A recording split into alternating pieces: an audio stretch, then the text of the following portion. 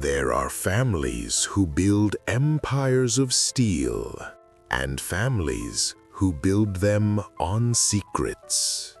The Alistairs, however, built theirs on a foundation of bone. For over 300 years, since their founder first claimed a storm-battered island off the coast of Maine, the Alistair family had practiced a tradition as rigid as their faith and as cold as the Atlantic that surrounded them. They married their own, first cousins to be precise. It was a sacred duty, they called it, a way to keep their bloodline pure, untainted by the messy, unpredictable world across the water. They believed it made them special. They had no idea it was turning them into monsters. Our story begins in the autumn of 1923 with a young and ambitious doctor named Elias Thorne. Fresh out of medical school, he was offered a contract that seemed too good to be true. A staggering sum of money to spend 3 months on the remote Alistair Isle, serving as the private physician to a single patient. The patient's name was Isolde Alistair, the family's youngest daughter, and her illness was described in the letter only as a delicate and recurring nervous condition. Elias, blinded by the allure of the money and the mystery, accepted. He thought he was taking a job. He was actually stepping into a cage. His arrival was a descent into a forgotten world. The ferry cut through a thick gray fog that clung to the water like a shroud. The Alistair mansion, a sprawling, salt-eaten relic of a bygone era, stood on a cliff's edge, its windows like 1,000 vacant eyes staring out at the sea. He was greeted by Ilara Alistair, the family matriarch. She was a woman of terrifying elegance, her posture rigid, her face a mask of polite aristocratic detachment. But her eyes, a pale, unnerving shade of blue, held a glint of something ancient and fanatical. "Welcome to our home, Doctor," she said, her voice as crisp as a dead leaf. "You will find we are a private people. Your discretion is paramount." As he was shown through the cavernous, silent halls, Elias felt a growing sense of unease. The air was heavy, still, and cold.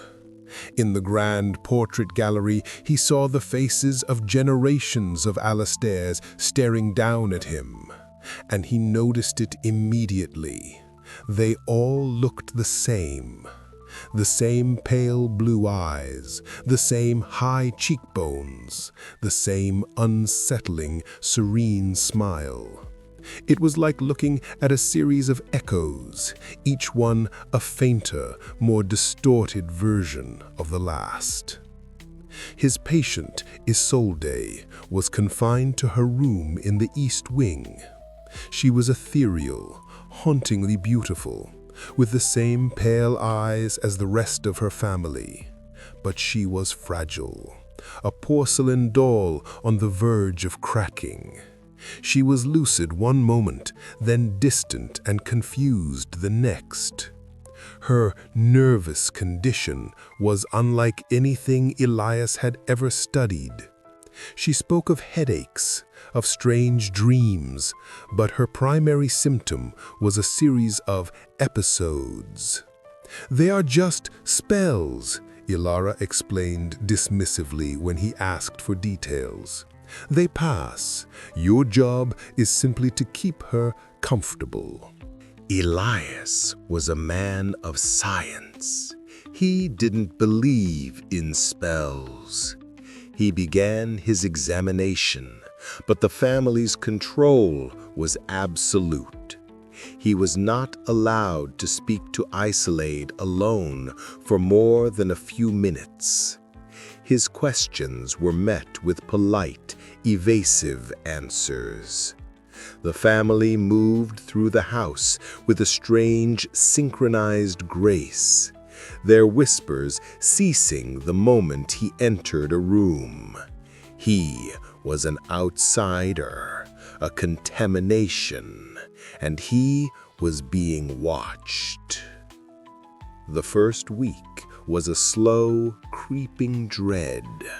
The only other person on the island who wasn't a pure Alistair was an old, tight-lipped groundskeeper. One evening, as Elias was walking the grounds, the man cornered him.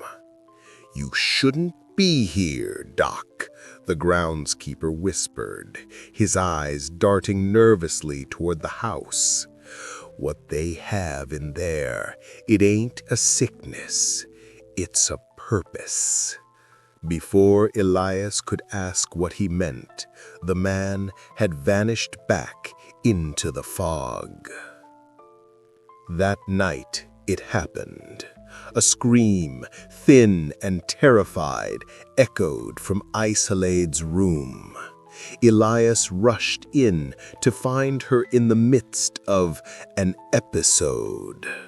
It was not a seizure. It was not a fit of hysteria. It was something far more terrifying. Isolde was standing in the center of the room, her body rigid, her arms outstretched. Her pale blue eyes were glowing with a faint, almost imperceptible luminescence. But the most horrifying part was the sound. A low, guttural chant was coming from her lips, but it wasn't her voice. It was a chorus of voices, dozens of them, speaking in perfect, overlapping unison. The voices of men, women, and children, all whispering the same word over and over. "Soon," they chanted. "Soon." Ilara and the other family members rushed in, but they showed no fear. They showed no alarm. They looked at the horrifying spectacle with a look of rapt, religious reverence. Ilara turned to Elias, a serene, terrifying smile on her face. "You see, Doctor?" she whispered, her eyes glowing with the same faint light as her daughter's. "She is simply remembering." In that moment, Elias Thorne understood. He was not here to cure a patient.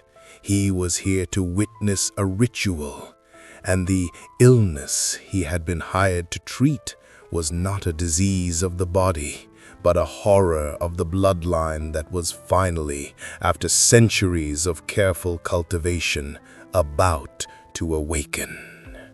The episode ended as abruptly as it began. The light in Isolde's eyes faded, the chorus of whispers ceased, and she collapsed into a fragile, boneless heap on the floor. The Alistair family, moving with a calm, practiced efficiency, simply carried her back to her bed, their faces serene and untroubled. When Elias, his heart hammering against his ribs, tried to question them, Ilara cut him off. "She is resting now, Doctor," she said, her voice a silken command. "That is all that matters." Elias retreated to his room, but sleep was a distant country he could not reach. The unified, overlapping voices echoed in his mind. Soon. It wasn't a memory, it was a promise, a prophecy. He was a man of science, a man who believed in a world of cause and effect, of cells and synapses. What he had witnessed defied every law of nature he knew. He tried to rationalize it, a shared delusion, a form of hypnotism, but the glowing eyes, the impossible chorus of voices, his scientific mind had no explanation. He knew he had to get off the island. His contract was a prison sentence. But when he approached Ilara the next morning, requesting to use the ferry to retrieve additional medical supplies from the mainland, her refusal was swift and absolute. "That will not be necessary, doctor," she said, her pale blue eyes locking with his. "Everything you require is here on the island. You will not be leaving until your work is done." The threat was unspoken, but perfectly clear. They were their property now. Trapped, Elias's mission changed from curing a patient to surviving an island. He began his own secret investigation. During the day, he played the part of the compliant physician, but at night, when the great house was shrouded in a heavy, watchful silence, he began to explore. The mansion was a labyrinth of forgotten rooms, hallways lined with portraits whose eyes seemed to follow him, and a pervasive sense of decay that was more than just physical. It was a spiritual rot. He found his way to the family library, a vast two-storied chamber filled with thousands of books. But they were not novels or poetry, they were journals. Generations upon generations of Alistair family journals bound in identical black leather, each one meticulously detailing the family's history, their finances, and, he soon discovered, their obsession. He started with the oldest journals, written in the cramped, spidery script of the 17th century. The early entries were what one would expect: struggles with the harsh land, dealings with local tribes, the building of the house. But then, about 50 years in, the tone began to change. The first mention of the tradition appeared. A marriage between two first cousins, celebrated as a sacred union to preserve the strength of our line. As he moved through the centuries, a horrifying pattern emerged. With each generation of inbreeding, a new strangeness was documented. Headaches, nightmares, an unusual sensitivity to light. And then, in a journal from the mid-1800s, he found it. The first documented episode. A young Alistair woman who, described as having the sight, had spoken in the voices of the departed. The Alistairs hadn't seen this as a curse. They saw it as a gift, a sign of their purity, their superiority. They believed that by keeping their bloodline isolated, they weren't just preserving their family, they were cultivating a psychic inheritance. Each generation, they believed, was adding their consciousness, their memories, their voices to a collective pool. Isolde wasn't being haunted. She was a vessel, a living library for the consciousness of every Alistair who had ever lived. The spells were moments when the barrier between her mind and the minds of her ancestors dissolved. This, he realized, was the purpose the groundskeeper had spoken of. They were not just a family, they were a hive mind, a single entity living in multiple bodies. The revelation was so monstrous, so far beyond the realm of science, that Elias felt his own sanity begin to fray. He was trapped in a house of ghosts, ghosts that were still very much alive. He knew he had to find a way to communicate with Isolde, to reach the person trapped beneath the weight of her ancestors. One afternoon, he found her alone in the conservatory, a rare moment when her family was not hovering.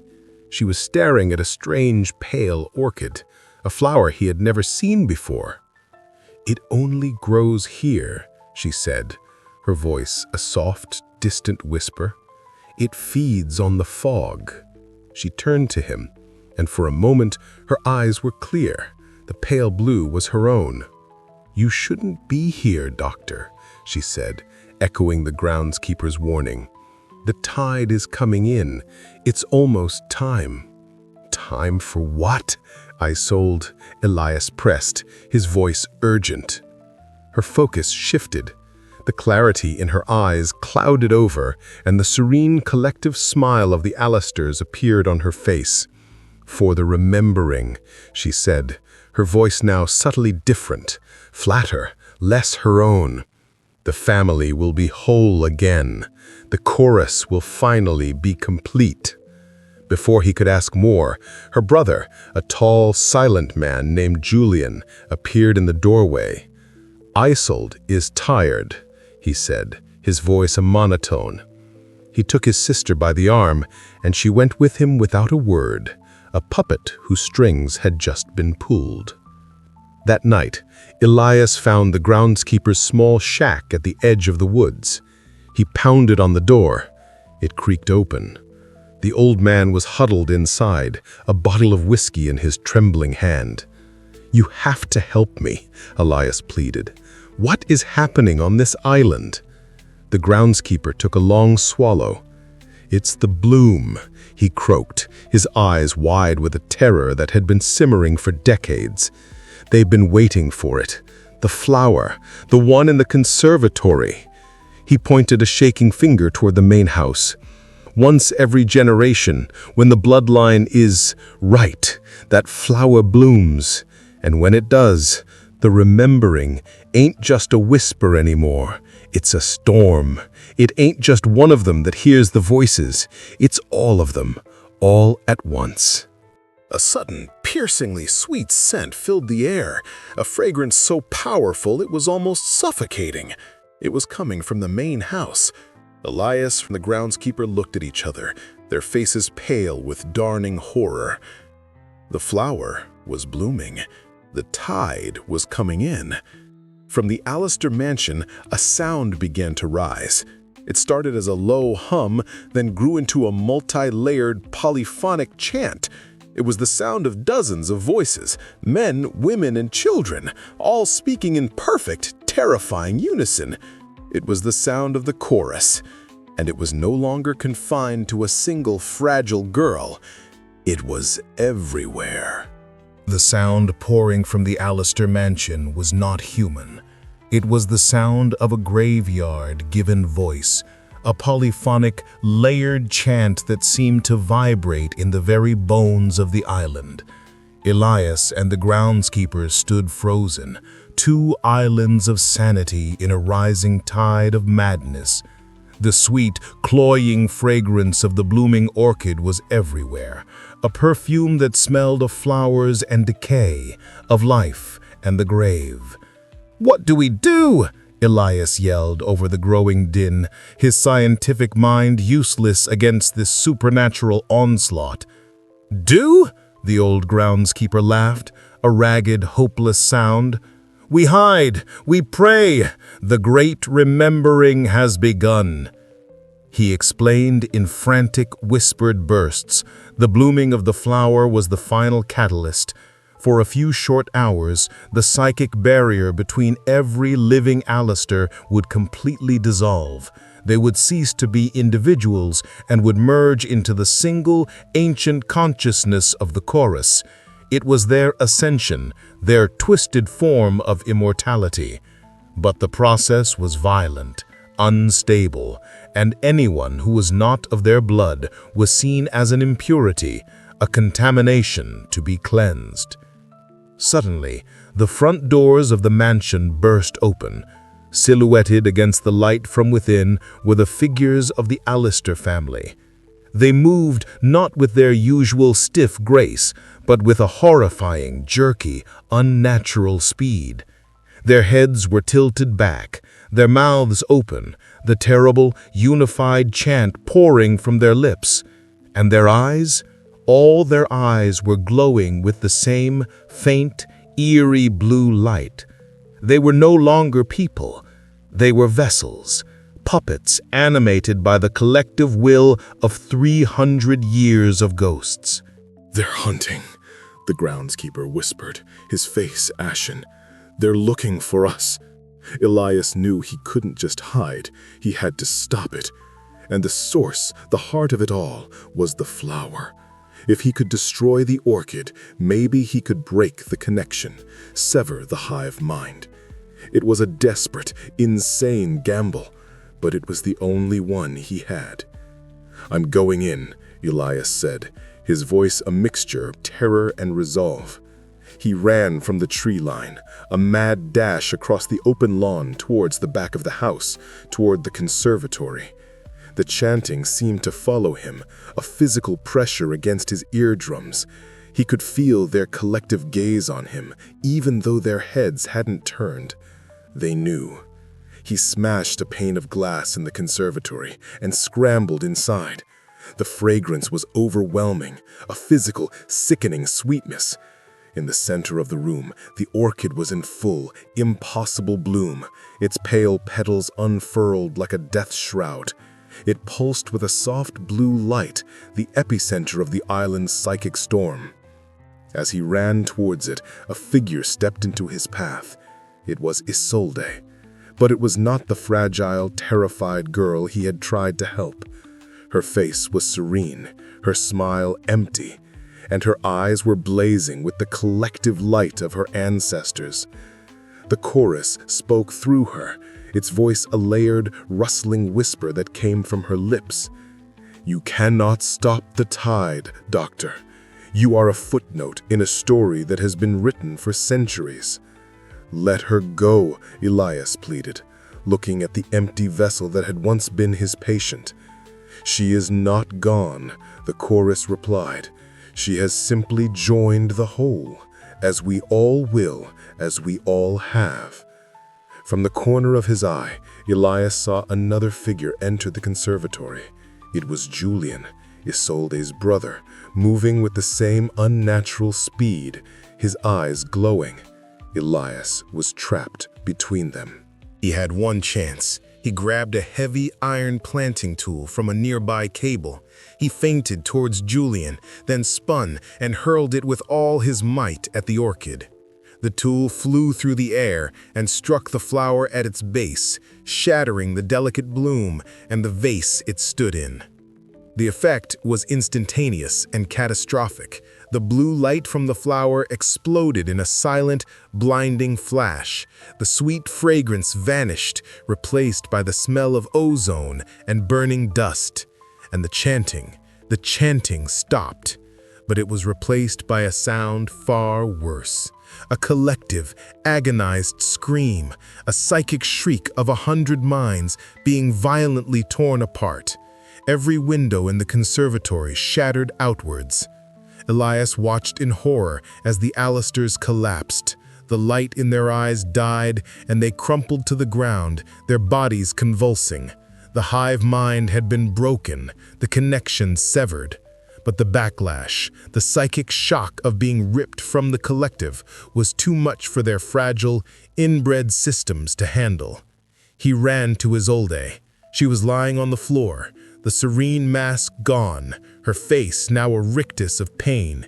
He knelt beside her, and for a fleeting, terrible moment, her own eyes, the clear, frightened eyes of the girl he had met, looked up at him. "Thank you," she whispered, a single bloody tear rolling from the corner of her eye, and then the light was gone for good.